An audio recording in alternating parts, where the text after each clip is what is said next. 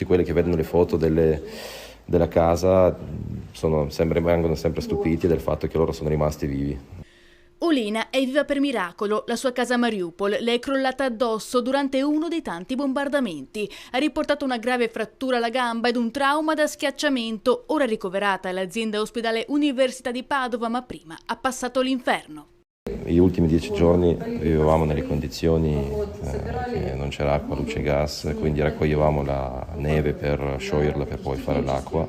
Quando la casa si è andata addosso e ha spezzato appunto la gamba, invece il suo figlio aveva le piccole ferite dalle schegge di vetro. Era un inferno, le persone venivano portate in contenzione, bambini con delle ferite da schegge, bambini e adulti con delle ferite da schegge, morivano lì, portavano via.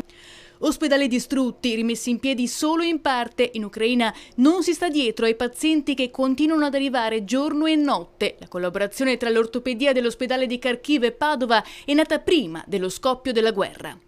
In particolare con gli oncologi ortopedici, anche perché in Ucraina c'è un solo centro di oncologia ortopedica che è diretto da questo bravissimo mio collega, il professor Oleg Virva, che io conosco da tanto tempo, e quindi nella difficoltà ha contattato ovviamente noi per riferirci, per inviarci non solo qualche paziente complesso per la chirurgia cosiddetta di guerra, i quali stanno afferendo anche ad altri ospedali in Italia, come ad esempio lo stesso Rizzoli, ma anche pazienti oncologici che loro non riescono ad operare e che altrimenti non operati morrebbero o rischierebbero tanto.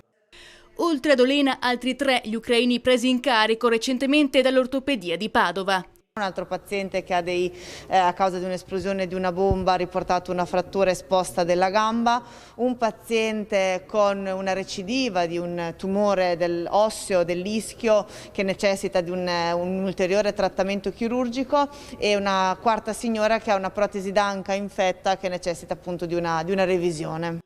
Sono tutti in buone mani. Padova è riconosciuta come un'eccellenza del settore. Oltre 2.800 gli interventi effettuati lo scorso anno, anche con tecniche innovative mai utilizzate prima in Italia, che permettono di garantire il ritorno ad una vita normale.